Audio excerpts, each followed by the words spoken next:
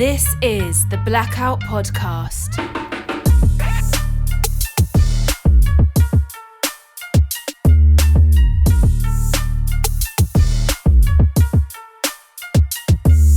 Hello and welcome to the Blackout Podcast, where I get to talk to amazing people that do amazing things, like Mike Swiech, my friend, photographer. Actually, I'll let you do the introduction. Tell me a little bit more about myself. Yeah. All right. So, my name is Mike Swiech. I'm a photographer here in Dartmouth, Nova Scotia. Lived here now last 5 years. I'm originally from Ontario. So, ex-wife brought me out here, and I've been living here ever since. Okay. Nice. 5 years. 5 years this past December. So, Huh. Yeah. How's it been the past 5 years for you? Up and down. Well, obviously going through a divorce, so that was a big part. Came here married, left here. I'm sorry. I shouldn't laugh, but hey, it is all good. 3 years in, and we've parted ways. But you know what? It's all good. So we're still friends. We got a daughter just turned 18 a few weeks ago. So it's all good. Oh, okay. Is she here in the city? Your daughter? Yeah. Lives literally 2 minutes away. Oh, okay. Yeah, so we're close. She comes and goes when she wants. Nice. She's got a room at my place, rooms at her mom's. So, we never, we're one of those parents where like, oh, you need to go to your mom and dad's this weekend. No, you can come and go whenever you want. You're 16 when we divorced. So, that's kind of how that happened. Okay. So she studies here in the city, or? Yeah, so she's just finishing up high school and then ready to go to university in September, which is, it's like, where the hell did that time go? Like literally 18 years. I'm like, wow. Yeah. That's went too fast. Most people know you from your photography, especially on Instagram, but you just started a new profile like 2 weeks now. Correct, yeah. So and it just blew up. I mean, obviously, but... Yeah, I'm trying to separate. So my initial profile was kind of like everything, but I want to segregate just my boudoir work. So I've been, last 6 months to about a year, I've been concentrating strictly on boudoir, so intimate photography, empowering women. So I kind of wanted to break that apart and have its own entity. So it is basically a pain in the ass right now, starting fresh on Instagram. Yeah, well, it's been maybe a week now, and the trajectory is actually... It's going up, yeah. But, to going from almost 4,000 followers on your initial profile and now, like, only several hundred, I'm like, So going to liking having all those, I hate how we now have to, like, look for likes and comments, but... it's the day and age that we're living in. It is initially, that's what we have to strive for from a business perspective. That's how we get our content out there. We can pay for it, but, I like my stuff organic, so I don't want to have to pay for followers and that kind of stuff. So I'll do it the old-fashioned way. Yeah. A little bit harder, a little bit longer, but, at the end of the day, it's real people, not a robot that's liking my stuff. Quality. Yeah. Quality over quantity. Because, you can have 10,000 people and have 2 likes. Yeah, exactly. That is not what I'm looking for. Yeah, and you want that engagement. You want to create that relationship between you and the people that actually follow the page. Exactly, and that's kind of what I want to do now with the new page is strictly just be straight, intimate, and boudoir work, right? And the other page I'm still going to keep. Obviously, I'm not going to lose, 4,000 plus followers. Because, but if that page, I want to go ahead and put a photo of, me and my daughter, whatever. I don't have to like, half naked woman, and then picture of me and my daughter. I'm like, just does not go. So, oh my God. Yeah. Well, initially, that's reasonable. When I look at it, it's like, like from a business standpoint, it makes more sense too. Yeah. Because I want to have everything exactly the same. It's organic. It's on its own, right? The other one's, and I don't want to lock that one down too, because it's like, it is still technically an open account, but that one I will kind of just do, portraits. I will throw a couple, family stuff in there, some landscape stuff, but this one, the new one, will be strictly just all intimate and boudoir work. So, so I'm kind of moving, telling everyone kind of come over to that page, like that one, share. So it's been a slow, steady process, but I got to start from scratch again. But I remember talking, and it coming out that you just picked up the camera, just thought, literally, relatively the other day? It's not something you've been doing forever, right? No, I've been off and on. I started, what it'd be almost 10 years now that I've been doing it. But it wasn't really until I actually moved out here that I got into portrait work.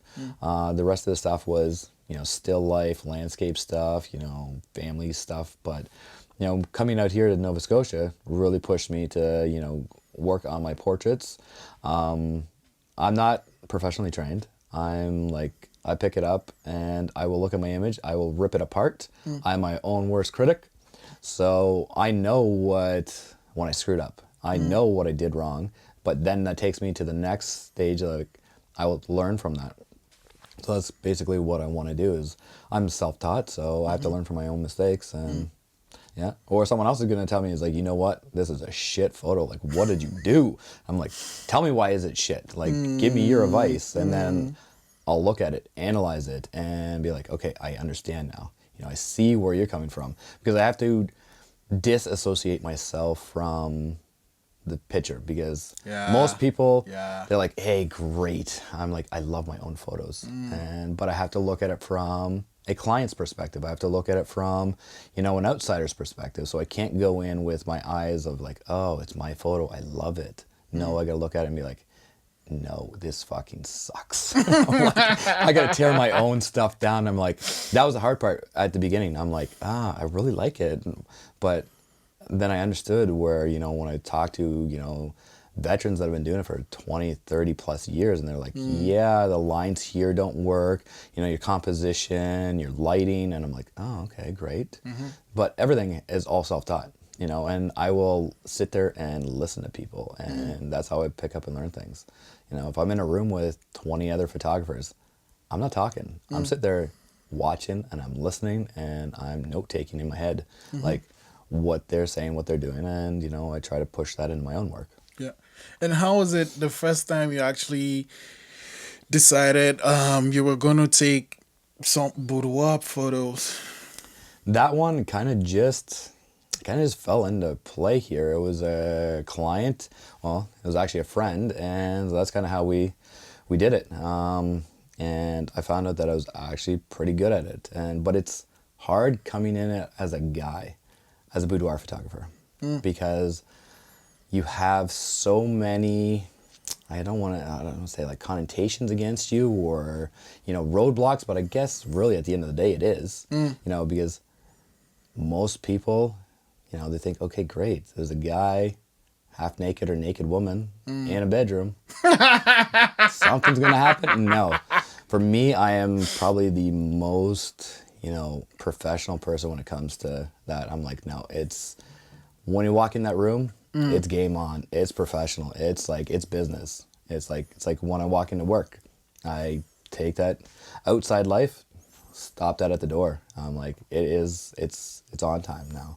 So it's like an athlete, right? It's like you step on that field. It's like, no, I may be, you and I may be like friends, but you may be on the offense. I'm on defense. I'm coming for you, right? That's exactly how I take my photography.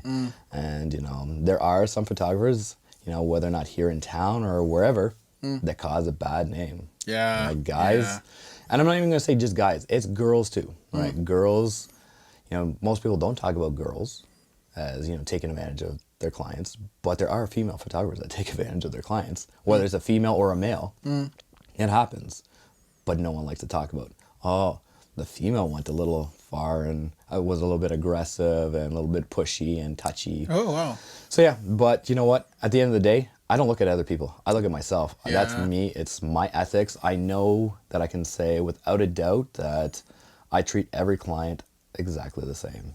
It's like when you come in on set, it's super professional. Like, it's, I may see a naked woman in front of me, but I don't see them as a naked woman. I see them just as a human. And I'm like, I look through them. I don't look at them. That's the difference that I kind of play with it. Whereas other photographers, hey, great. You've never seen a pair of boobs before? I'm like, come on. I'm like, it's boobs. You can open up your cell phone at any given time and look at them. But literally, that's kind of what I do. I look right through you. Yeah. Like, case in point, photo back there, Yeah. Wonderful woman. right? But, her and I met actually at a photography conference in PEI in, was it be 2018? Actually, no, 2017, actually.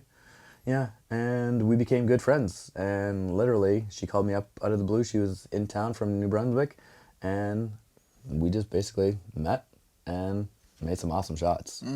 But it's because she had that trust with me that I kind of like developed with her that, hey, that's kind of just how I treat everyone. Yeah. So, what is the average time for one of those shoots? It all varies based off of what the client needs. Like I have packages and whatnot, but if it is, say, a portfolio building session or something that new that I want to try, I might take a little bit longer, only because I'm using this time to perfect it so I can take it to a paid client and use that. Because I don't want to ever try something brand new on a paid client, because they're coming here paying me for a product or service that they've seen. And it's not my time to say, hey, I want to try out a new lighting, or I want to try out a new posing, new this, new that, right? I want to bring out a brand new camera, new lens. No. It's like, I'll make a call out. I got enough friends that I can just be like, hey, who's free on a Sunday afternoon? This is what I want to do. This is what I'm looking for. Let's come spend the afternoon. It could be anywhere like 2, 3, 4 hours. But half the time I'm sitting there talking to them anyway, And that's where I built that trust. Yeah. Yeah, because you can't expect a person, whether it's male or female, hey, come in the door and be like, strip now? Like, it is not that simple. Like, some people, hey, they may have that comfort level, but, for me, how I work, that's kind of like, I'll sit there and talk to them, like, make it feel like they're a human, like, because I can't make it feel like they're an object, because that's the worst thing. Because some photographers, they don't care, they make you feel like an object, and I've heard the horror stories, and I definitely want to avoid any of that. So, I guess, isn't there always that risk of making someone feel like an object? Because they are kind of an object when they're in front of your lens, right? Correct, but I want to make it, for me, it's more sensuality than sexuality. So when I shoot, it's not in a sexual nature. Even though you may be topless, semi-nude, fully nude, you're done in a way where it is still artful and tasteful. Like I had a shoot just the other week where it was like, full nude, but nothing's hanging out. Nothing's fully exposed, but yes, I have a fully naked woman in front of me, but it's all done in a tasteful manner. So, and again, it's all on how you talk to them. It's all on how you pose them. Because there are some pretty raunchy poses, but that's not my work. And that's not what I want to do. So I will look at sensual poses. For me, a lot of it too is when I shoot, I don't look at their body first. I look at their eyes and then their lips. For me, as a photographer, that's what I look at first and foremost. And that I keep telling my clients, I could shoot you in a burlap sack and make you look pretty. But, we're here to make you feel sensual. Anyone can make someone look sexy, great, but it's the sensuality and emotion that I look for. That kind of what sets a good photographer apart from just someone that's just snapping photos is invoking emotion. Like when I look at a photo, I want to be like pulled in. I want to see, is there a story along here, right? Is there leading lines? Is there, great composition, great lighting, right? Not just great, someone standing here in bra and panties or nothing. So that's kind of how I play with each one. Okay. So now, do you have situations where the lady in the photograph decides what pose she wants to do? I ask them, like, for me, I have, obviously I have in my mind, like, what I want to portray, but I also ask them, what is it that makes them feel comfortable, right? They know their bodies better than anybody, right? I can ask them, what sides do you shoot best on? Some people may have a left side, right side. Some people may like, hey, I don't like my hips. I don't like this. So when they come to me and tell me exactly, because usually what I end up doing is I ask a customer or a potential client, I get them to imagine they're standing naked in front of a mirror. And I tell them, you got to be brutally honest with me.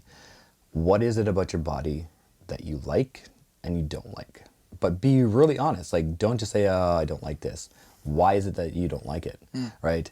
And then I have that understanding of, okay, this person is really self-conscious. Like, yes, everyone's going to talk about, you know, their breasts or their stomach, their legs, their butt, right? But, you know, at the end of the day, I try to minimize their self-conscious. So if I have a client that says, hey, you know what, got a bunch of stretch marks on my stomach.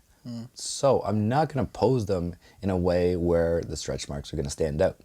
I'm going to pose them in a way where when my eyes look at the frame, it's leading away from the stomach. So a lot of that will do with having them more on their sides, on their stomach. You know, I never want to have someone's hands placed on a part of their body where they feel self-conscious, because naturally that's where your eyes are going to lead to. And so I will kind of like position them. We'll pick a different outfit maybe, something that will go ahead and, you know, help take it away from that area. Now, obviously, when someone says, I'm really large, there's not much I can kind of do with that one. Like, it is what it is, but then I tell them, embrace your imperfections too. That's kind of my new motto I'm taking with boudoir is, you know, everyone's just got to embrace their imperfections. Nobody's perfect. We live in a world of like, great, I can put a filter on me and I can look awesome. At the end of the day, that's not you. And you got to look at yourself in the mirror. That's what I want to take with photography, especially boudoir, is empowering a woman to be like, you know what? Great. I may have, you know, sagging breasts, but why are they sagging? You may have breastfed 3 or 4 children. That's the best part. You fed 4 kids. You brought life into this world. Same thing goes, like if they have stretch marks, like those are well earned. They're not like, you know, they're not something to be not proud of. It's something to be proud of, right? So, you know, same thing goes. Like I've had women that have come in, you know, and they've had mastectomies, they've had breast cancer, and I'm like, you know what? Own it. That is now you, right? Yeah, I know you may not feel like a full woman, but this is where you are now, all right? And you have to embrace it, right? And you just have to learn to love yourself now. So, yeah, that's kind of how I take every client with it and say, embrace your imperfections. So did getting a divorce play any part into the photography? Not really per se. Like when I was still married, I was still doing it, but I wasn't full into like boudoir as I am now. Like it was more, back then when I was married, it was more portraits. There was like some fine art stuff, but it wasn't full on boudoir. This has just started up probably within the last, like I said, about a year now, that I've really taken boudoir to the next level. And that's kind of where it went. Like when I was married, it was initially portfolio building. I worked a lot with the modeling agencies in town. So that actually helped me learn how to speak to people that never stood in front of a camera before. Because dealing with new models, you have to learn, they come in stiff, rigid, don't know what to do. Deer in the headlight looks. I was like, what the hell? I got this large camera in front of me, you know, and these are not like sensual poses. These are just straight portrait stuff. So, and it's like, you know, anywhere from them being like 15, 16 and up late 20s, right? And you're going to get a mixture of, you know, personalities and have to learn how to talk to them. Yeah. How to bring out that emotion. Like I said, that's kind of where I'm at is, for me, it's all about the emotion, right? I don't want to have just another snapshot photo. You got a billion of them on Instagram right now where you can look at it and like, great. No, I want it to kind of stand out and kind of be on its own. So. And I know, talking of standing out, you have created this series of shots that have names. What are some of these series you've created over the last few years? So when I got divorced, fell into a huge rut. Now, obviously, anyone that gets divorced, you know, you're not like I wasn't expecting to come home from the photography conference and be like, "Hey, we got to talk. We're done now." I'm like, so that's kind of how it happened to me. Wow. So I kind of fell into like this huge depression. Like, only a few people I really, really trusted and told them like, you know what, I'm like super depressed. I'm like down in the dumps, and literally I threw my camera. I'm like, I'm done. I don't want to touch it anymore. This does not bring me any joy, because really my joy was being married to my wife, well, now my ex-wife, who, was my best friend. Like we've gone through so much together, and then at the end of the day, you're on your own. Yeah. And it's like almost, we were together, married nearly just shy of our 15th, because it was 4 days before my birthday, so just shy of our 15th wedding anniversary. So, but we were together 16 years, and literally from there, got separated in July of 2016, and then I threw my camera away and says I'm not touching this ever again, and it took me from July until November actually. Wow. Before I even picked up the camera. And my first person that I shot was our mutual friend, Steph. She was the first person that I shot after coming out. And then I made a series called Hurt. That series for me was it was all about my emotions coming out of the divorce. So I wanted it to convey what I was feeling on the inside. So I felt like I was washed up. I felt I was, hanging on to the roots of my family. I felt like I was leaning on the edge of a cliff. So what I ended up doing was I put a call out, and I had 3 amazing women who actually helped me fulfill this project. And I put them in some pretty precarious poses. And What are some of the positions. poses? Well, one,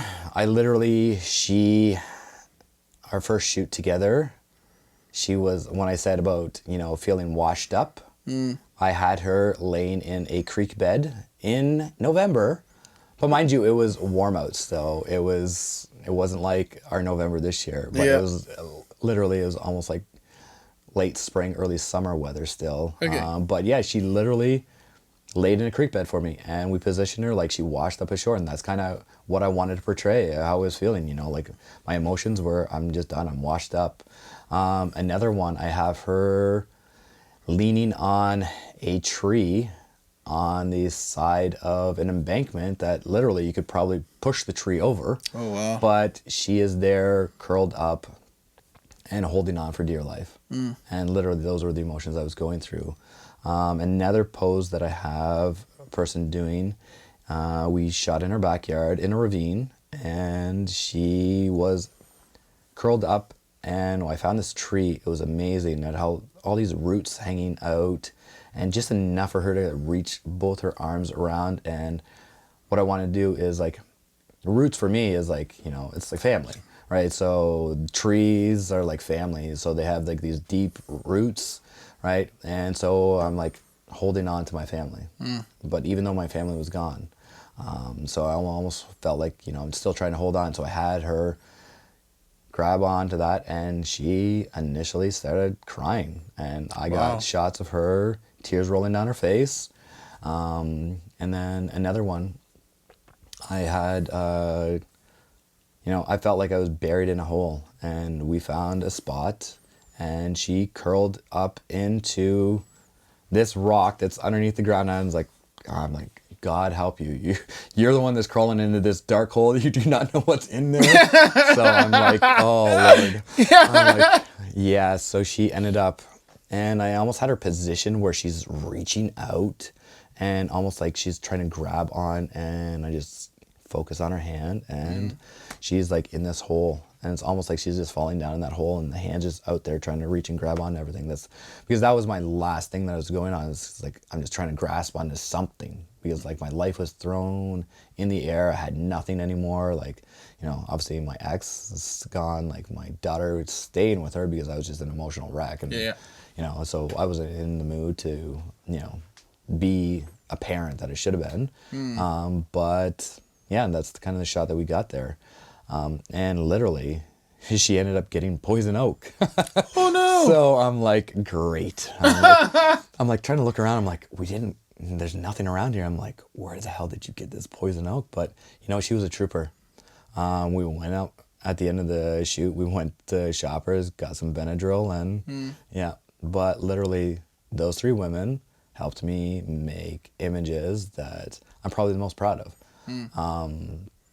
I knew this was going to be an ongoing project because I knew you start out in the dumps, but you got to rise up again. So that's where I started this year. It's like, okay, this is my 3rd year. I've kind of really come in to my own. I'm kind of over, I'm still over like the whole divorce or whatnot, but it's like now I'm going to go ahead and make my own new series, and I'm calling it Rebirth. So this is basically, hasn't started yet, so it's still in the initial concept stages. So when I shoot projects and series, I kind of have it in my head, what I like, and I'm very kind of specific with the scenery that's around. So right here, I'm utilizing the coastline, right? Because I feel like, ocean is life too, right? It's like rebirth, everything kind of like comes from the water, right? Our bodies are made out of water, everything, right? If we don't have water, we don't have life. So I'm kind of looking for the perfect coastline shots. And yeah, once I know it, then I can pick the actual, reach out and find the specific people that I'm looking for. And hopefully they can help me bring this one to life. Once that happens, then I initially want to do an actual gallery showing of like where I started from to where I'm now ended. Yeah, so, what are you going to call it? That is something I'm still working on. Right? So, like, obviously, I got hurt. Yeah. Rebirth. So I got to think, for me, it doesn't come lightly. So that's the longest part, is like naming a project. So that's kind of where it takes the longest. I know what I want, but the title has to fit it too. So yeah, I'm still thinking of a name, and obviously you got to do everything else that goes with a gallery showing. But I want to kind of just showcase these images from where I was to where I am. Yeah. So are you going to have the same ladies from her in Rebirth, or different people? Different ones, probably. Oh, okay. I would love to use the same people, but I think I want to do someone new, because really they were a part of Hurt. They were not a part of Rebirth here, so it's something new. Gotcha. Right? So because a new person is going to bring a totally different context to the shots, right? They brought out their own emotions, so they tapped into deep, dark spots of their own to help me bring out my imagery. So yeah. We have a lot of photos here. We do. Do you want to walk me through some of them? All right, so my new actual series that I have right here is I was doing some boudoir stuff. All right, this one here is a friend of mine. Her name's Rachel. This is a shot of her, and I have actually utilized this shot here to go ahead and help me develop what I want to do. I want to do something on film. Oh, okay. So I really like my film work, so I'm kind of now bringing these ones into play. I really love how a person looks when they are sleeping. Because that shot's right there. She's in bed, even though it was a boudoir shoot. She's in bed, sleeping. But I find you have the most peace when you're at sleep. So that's why I want to put everything on film. And I tell everyone, it's a hit and miss. I can't guarantee that the film is going to come out. Yeah. It may be imperfect, right? But again, my whole motto, embrace your imperfections. So, and I love black and white. That's my thing. I love shooting in black and white. It just draws me in. Color, to me, suits some things. Great, I want to see a nice sunset. Yeah, I want to see nice colors, sunrises. But when I'm looking at a human body, I want to see the deep, dark shadows. I want to see the contrast. I want to see the highlights where they hit. And I feel color plays a part in it, but black and white for me really makes an emotional context to an image. And that's kind of where I go ahead and try to envision everything. I try to see everything in black and white and cascade out any other color. So that's what I'm doing right now. That's my current project. So it's all on film. So I put a blast out there. I'm looking for everyday women. Yeah, you like said I it. don't want the model type, right? I want the person that is comfortable, that they may have an extra roll here. They may have a little fluff there, but they are comfortable with their bodies, right? But that does not mean I don't want a size 0, but I will have a size 16 and everyone in between, right? Because I'm not going to segregate it with someone. So that's kind of where we're going at here. I've shot in about 6 or 7 people right now. Haven't had any of the film developed yet, so it is really a crapshoot right now. What camera are you shooting it out with? I'm shooting on a Nikon FM N2 and a 50 millimeter, so everything is all manual.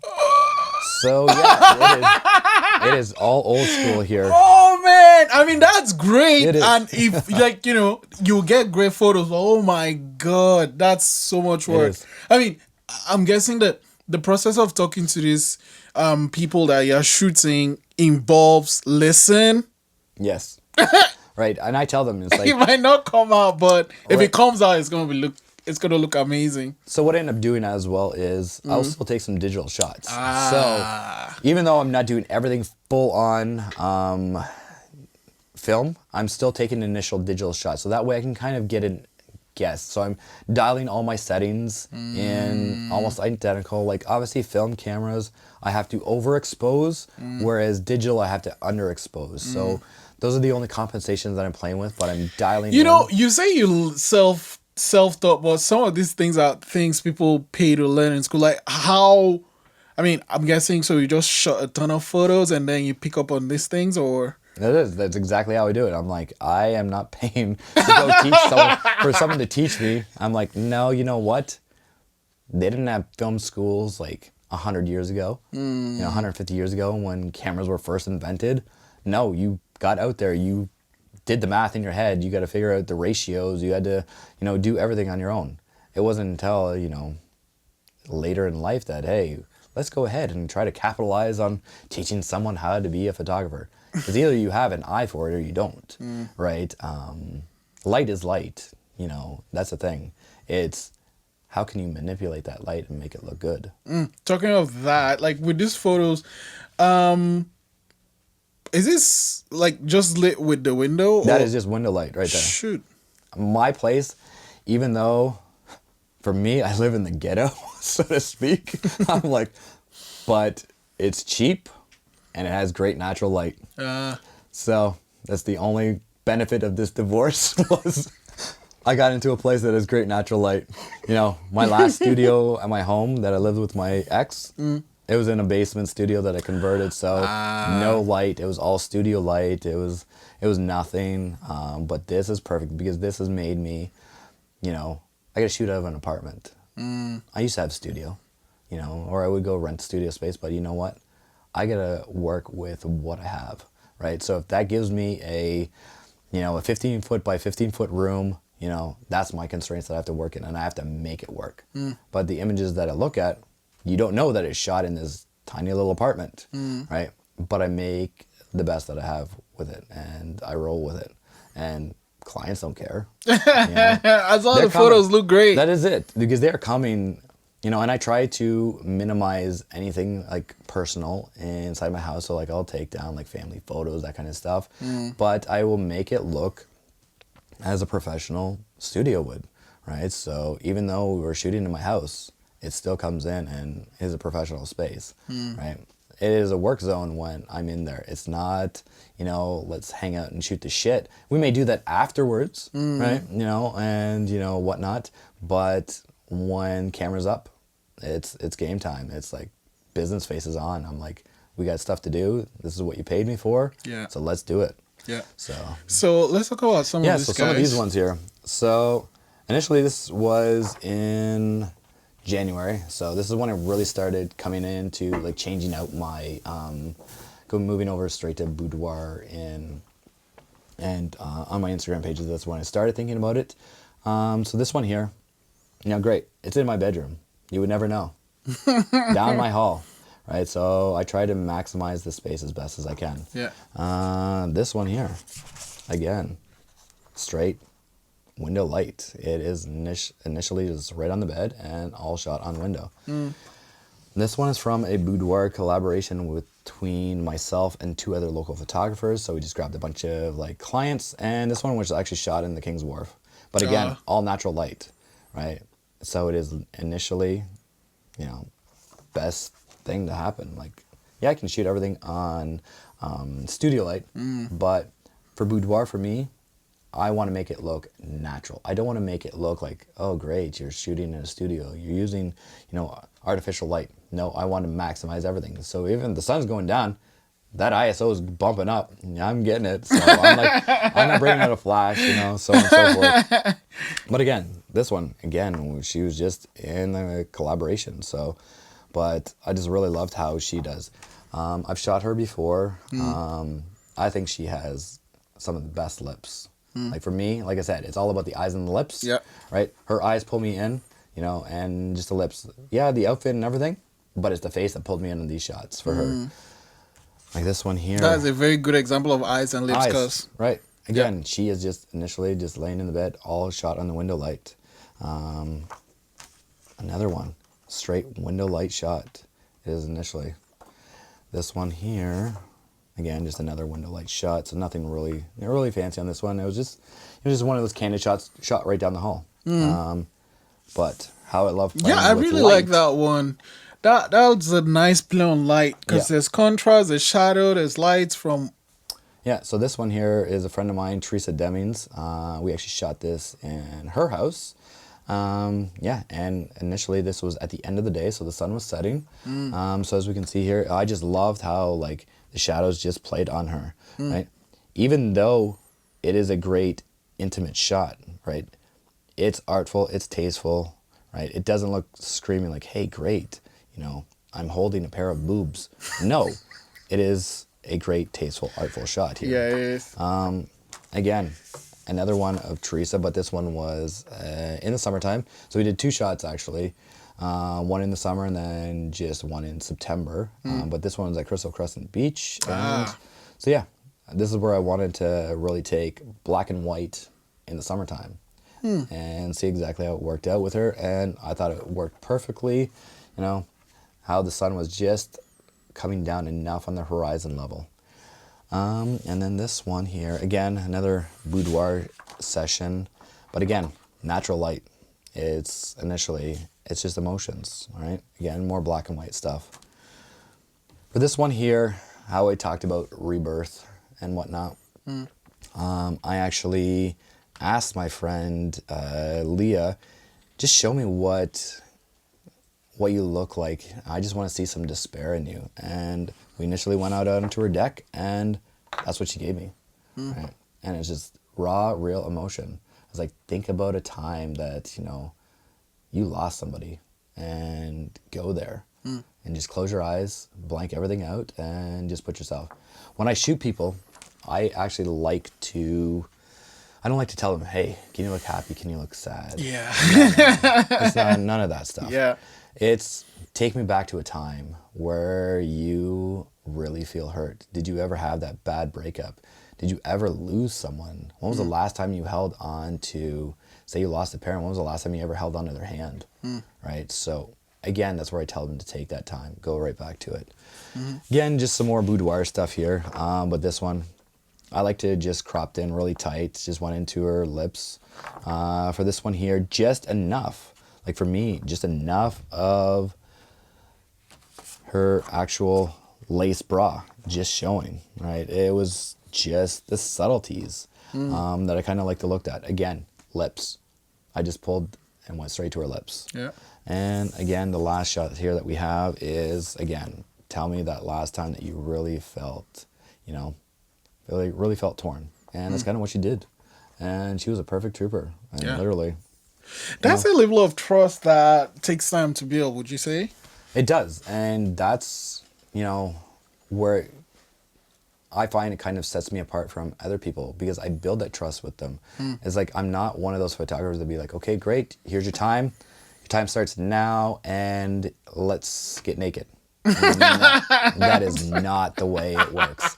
I wish it would work like that, but unfortunately it doesn't, right? Because you have to think about it. You are putting them into the most intimate positions. Like they're becoming vulnerable, right? So you have to allow them to take the time to open up. Yeah. When I book a shoot, I try to book it, maybe 1 or 2 shoots a day. Like I'm not gonna, and they're not gonna be back to back, because what ends up happening is I don't want them to kind of overlap. So I want to have enough time for me to digress and go back onto that shoot. But it gives me enough time to actually spend and speak to them and just talk. Like even well before we shoot, I'll talk to them, like ask them like stuff, like tell me what your likes are, what your dislikes are, because I want to know more about them, because then that enables me to go ahead and build that trust, because they are now not just, hey, you're just an object. No, Yeah. Some of them have actually became really good friends, and I just wanted them to treat them just, positively, and, have them have a feeling where, it's just respect. Like I had a client the other day actually message me, and, out of the blue, and it was literally, she told me that I always have encouraged her, and where she felt that she was never encouraging herself, but I believed in her. And that's the thing. You have to believe in your clients too, right?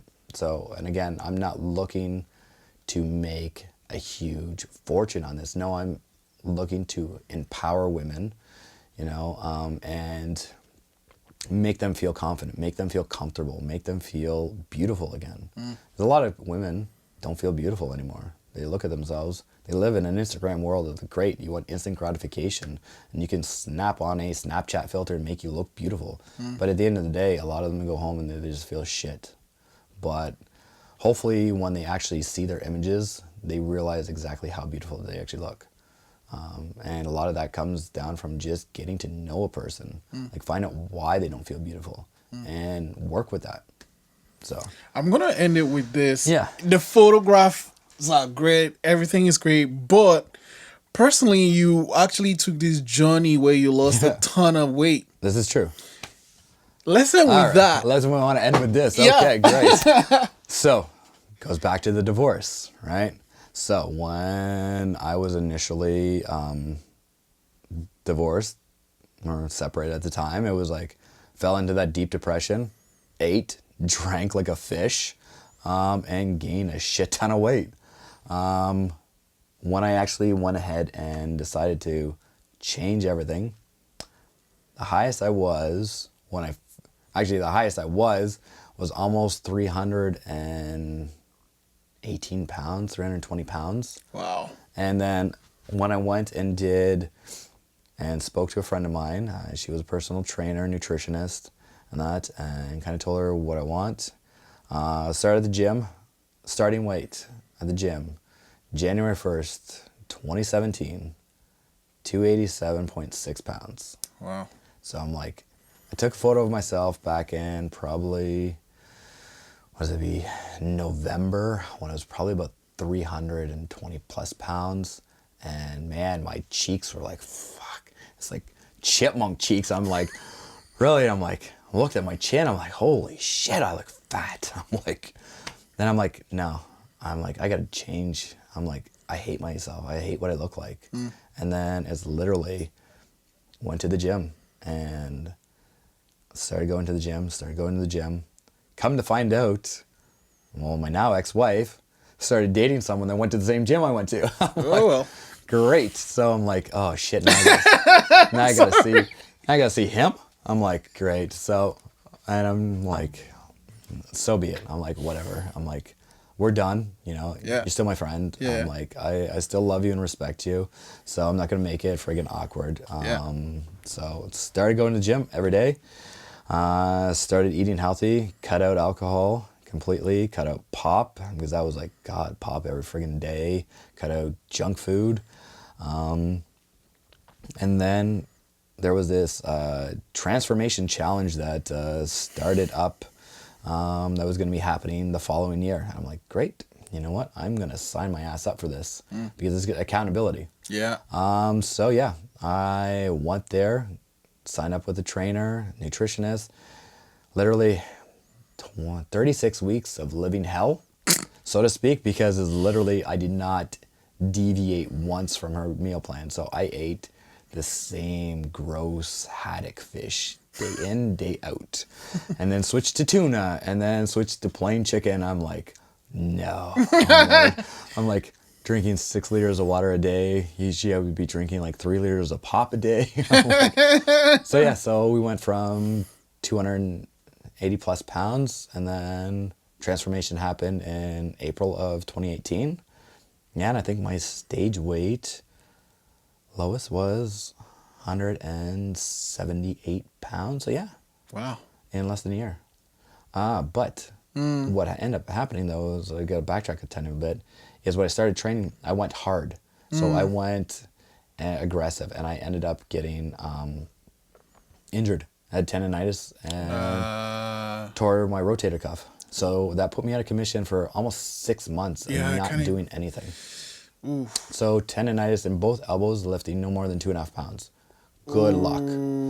So even though I started training in January of 2017, I really didn't pick it up until about September. Yeah. So September until April is really where I lost the bulk of my weight. But yeah, dropped down to 178 pounds and still going to the gym every day. Have a new trainer now. We have a new plan starting. But yeah, that's going to take me, I want to eventually do my first bodybuilding show, which will be October of next year. Well, actually October this year, so yeah. Sweet. And I know you're doing this competition thing, right? Yep. Good luck. Yeah, good luck. It's like chicken, fish, and broccoli. I know, like, yeah, living hell all over again. But you know what? This is a goal I put in mind, and I've done goals. I've seen them through, so it's accountability for myself. Sweet. Yeah. Thanks for coming in, Mike. No worries. This was super awesome. Awesome. Thank you.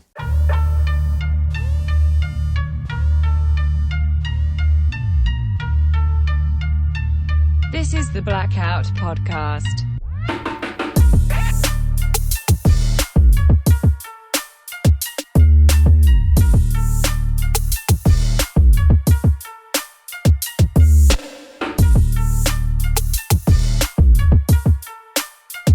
Thanks for listening.